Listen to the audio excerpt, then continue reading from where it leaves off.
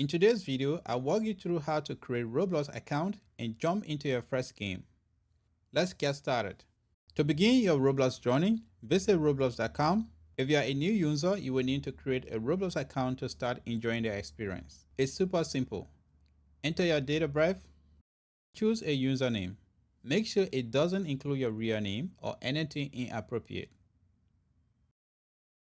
Create a secure password, at least 8 characters long. Make sure to throw in some numbers or symbols to make it stronger, as you don't want someone else to access your account. You can select your gender. This is optional. Agree to Roblox terms of use. Then click sign up. Once you are logged in, you will see a list of popular games. If you are on a mobile device, just tap any game to start playing instantly.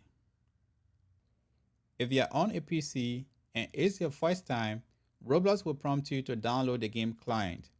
Follow the instructions, install it, and start having fun. That's it for this video. If you find this guide useful, be sure to give this video a like and subscribe to see more tutorials like this one. Thanks for watching.